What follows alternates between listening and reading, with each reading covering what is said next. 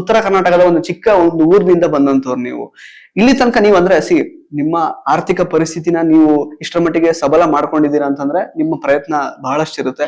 So ಹೆಂಗ್ ಮಾಡ್ಕೊಂಡ್ರಿ? ಸಾಕಷ್ಟು ಜನಕ್ಕೆ ಅದು ಆಕ್ಚುಲಿ ಇನ್ಸ್ಪಿರೇಷನ್ ಆಗಬಹುದು. ಅದ್ರ ಬಗ್ಗೆ ಹೇಳೋದಾದ್ರೆ ಸರ್, ನಾನು ಸುಮಾರು ಒಂದು 14 ವರ್ಷ ಆಯ್ತು ಬೆಂಗಳೂರಿಗೆ ಬಂದು.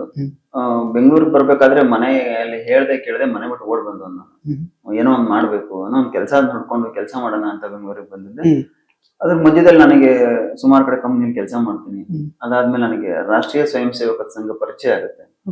ಅಲ್ಲಿ ಸುಮಾರು ವ್ಯಕ್ತಿಗಳು ನನ್ನ ಟ್ಯಾಲೆಂಟ್ ನ ಗುರುತಿಸಿ, ನೀನು ಈ ಫೀಲ್ಡ್ ಗಿಂತ ಈ ಫೀಲ್ಡ್ ಅಲ್ಲಿ ಇದ್ರೆ ಚೆನ್ನಾಗಿರುತ್ತೆ ಅಂತ ಹೇಳಿದ್ರು ನನಗೆ. RSS ಅಲ್ಲಿ. ಯಾಕಂದ್ರೆ ಅಲ್ಲಿ ನಮ್ಮನ್ನ ನಾವು ರೂಪಿಸ್ಕೊಳ್ಳೋಕೆ ನಾವು ಅಲ್ಲಿಂದ ಕಲಿಯೋ ತುಂಬಾ ಇದೆ. ನಾನು ರೂಪಿಸ್ಕೊಳ್ಳೋದ್ರಲ್ಲಿ ಅಲ್ಲಿ ನಾನು ಸಕ್ಸಸ್ ಆದೆ. ಅಲ್ಲಿರುವಂತ ವ್ಯಕ್ತಿಗಳನ್ನ ಕೊಟ್ಟಿರೋ ಸಜೆಷನ್ ನ ತಗೊಂಡು ಡೆಲ್ಲಿಗೆ ಹೋಗಿ ಇದಕ್ಕೆ ಏನಂತ ಒಂದು ಸಪರೇಟ್ ಒಂದು ಕೋರ್ಸ್ ನ ಕಂಪ್ಲೀಟ್ ಮಾಡ್ಕೊಂಡು, ಇಂಟೀರಿಯರ್ ಕೋರ್ಸ್ ಕಂಪ್ಲೀಟ್ ಮಾಡ್ಕೊಂಡು ಇಂಟೀರಿಯರ್ ನ ಸ್ಟಾರ್ಟ್ ಮಾಡಿದೆ ನಿಧಾನವಾಗಿ. ಅದ್ರ ಮಧ್ಯದಲ್ಲಿ ಸುಮಾರು ಪ್ರಾಜೆಕ್ಟ್ ಗಳನ್ನ ಮಾಡ್ತಾ ಇದ್ದೆ. ಆ ಪ್ರಾಜೆಕ್ಟ್ ಗಳನ್ನ ಮಾಡ್ಬೇಕಾದ್ರೆ ಅದ್ರ ಜೊತೆಗೆ ನನಗೆ ಫಾರಿನ್ ಅಲ್ಲಿ ಕೆಲಸ ಮಾಡುವಂತ ಸ್ನೇಹಿತರುಗಳು ಬೆಂಗಳೂರಿಗೆ ಬಂದು ನನ್ನ ಜೊತೆಗೆ ಕೈ ಜೋಡಿಸಿದ್ರು. ಅವ್ರನ್ನೆಲ್ಲ ಇಟ್ಕೊಂಡು ಕನ್ಸ್ಟ್ರಕ್ಷನ್ ಕೂಡ ಸ್ಟಾರ್ಟ್ ಮಾಡಿದೆ. ದೊಡ್ಡ ಮಟ್ಟದಲ್ಲಿ ಕನ್ಸ್ಟ್ರಕ್ಷನ್ ಪ್ರಾಜೆಕ್ಟ್ ಸ್ಟಾರ್ಟ್ ಮಾಡೋದು ಪ್ರಾರಂಭ ಮಾಡಿದೆ. ಈ ಗೋಲ್ಡ್ ಸುರೇಶ್ ಅಂತ ಹೆಸರು ಬರೋದಕ್ಕೆ ಕಾರಣ, ಒಂದು ಪ್ರಾಜೆಕ್ಟ್ ಮಾಡ್ಬೇಕಾದ್ರೆ ಆ ಪ್ರಾಜೆಕ್ಟ್ ಇಂದ ಮಧ್ಯದಲ್ಲಿ ನಾನು ಹೊರಗಡೆ ಬರ್ತೀನಿ.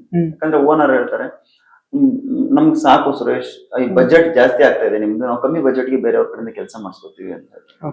ನಾನು ಅವ್ರಿಗೆ ಹೇಳ್ತೀನಿ, ಸರ್ ಆಯ್ತು, ನಾನ್ ಕೈಯಿಂದ ಒಂದ್ 15 ಲಕ್ಷ ದುಡ್ಡು ಹಾಕಿದೀನಿ, ಆ ದುಡ್ಡು ಕೊಡಿ ಸರ್, ನಾನು ವಾಪಸ್ ಹೋಗ್ತೀನಿ ಅಂತ ಹೇಳ್ತೀನಿ. ಕೊಡಲ್ಲ ಅವ್ರು ಅವಾಗ. ಸುಮಾರು, ಯಾಕಂದ್ರೆ ದೊಡ್ಡ ವ್ಯಕ್ತಿಗಳ ಹತ್ರ ಜಾಸ್ತಿ ವಾದ ಮಾಡಿ, ಅವ್ರ ಹತ್ರ ಚರ್ಚೆ ಮಾಡಿ, ಅವ್ರ ಹತ್ರ ಇನ್ನೊಂದು ಜಗಳ ಆಡ್ಕೊಂಡು ನಾನು ಹೊರಗಡೆ ಬರೋದು ನನಗೆ ಇಷ್ಟ ಇರಲ್ಲ. ಅವತ್ತು ನಾನು ಸಮಾಧಾನದಿಂದಾನೆ ಅವ್ರಿಗೆ ಒಂದು ಚಾಲೆಂಜ್ ಮಾಡಿ ಹೊರಗಡೆ ಬರ್ತೀನಿ.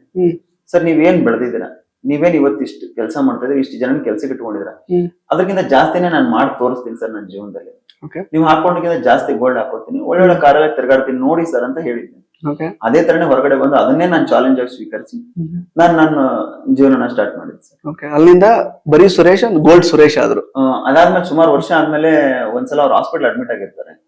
ಯಾರು ನನಗೆ ಹೊರಗಡೆ ಕಳ್ಸಿರ್ತಾರೆ ಅವರು, ಅವ್ರನ್ನ ನೋಡಕ್ ಹೋದಾಗ ಅವ್ರು ನನಗೆ ಒಂದ್ ಹೆಸರು ಕೊಡ್ತಾರೆ, ಗೋಲ್ಡ್ ಸುರೇಶ್ ಅಂತ ಹೇಳಿ. ಕರ್ಣನ್ ಪಟ್ಟು ಸೆಂಟರ್. ಹರಿದ ಹಳೆ ರೇಷ್ಮೆ ಜರಿ ಸೀರೆಗಳಿದ್ರೆ ಬಿಸಾಕಬೇಡಿ, ಇವರಿಗೆ ಕೊಟ್ರೆ ಸ್ಪಾಟ್ ಅಲ್ಲೇ ಕೈ ತುಂಬಾ ದುಡ್ಡು. ಇನ್ನು ಡೀಟೇಲ್ಸ್ ಬೇಕು ಅಂದ್ರೆ 6380413916 ಈ ನಂಬರ್ಗೆ ಕಾಲ್ ಮಾಡಿ. ಯಾಕಂದ್ರೆ ನಾನು ಅದು ಯಾವ್ದು ಸಿಟ್ಟು ಮತ್ತೊಂದು ಯಾವ್ದು ಇಟ್ಕೊಂಡಿರಲ್ಲ.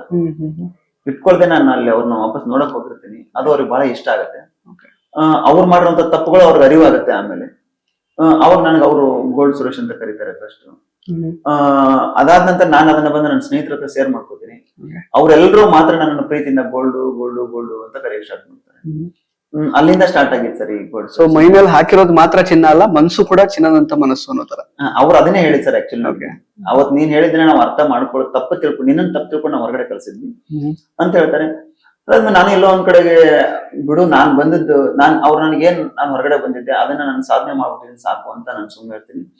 ನನ್ನ ಸ್ನೇಹಿತರುಗಳು ನನ್ಗೆ ಒಂದ್ 2-3 ಕಾರ್ಯಕ್ರಮಗಳು ಕರೀತಾರೆ, ಇನ್ವೈಟ್ ಮಾಡ್ತಾರೆ, ಹಿಂಗೆ ಬರ್ಬೇಕು ಅಂತೆಲ್ಲ ಹೇಳಿದಾಗ ನಾನು ಆತರ ಹೋದಾಗ ಅವ್ರಿಗೆ ಅದೆಲ್ಲ ಇಷ್ಟ ಆಗುತ್ತೆ. ಅದನ್ನ ಒಂದ್ ಸ್ವಲ್ಪ ಕ್ಯಾರಿ ಮಾಡೋಣ ಅಂತ ಹೇಳ್ಬಿಟ್ಟು ಹಂಗೆ ಕ್ಯಾರಿ ಮಾಡ್ತಾ ಇರ್ತೀನಿ. ಸೊ ಈಗ ಇದು ಇಂಟೀರಿಯರ್ ಗೆ ಸಂಬಂಧಪಟ್ಟ ಹಾಗೆ ಒಂದು ಕೋರ್ಸ್ ಮಾಡಿದ್ರಿ ಅಂತ ಹೇಳಿದ್ರಿ.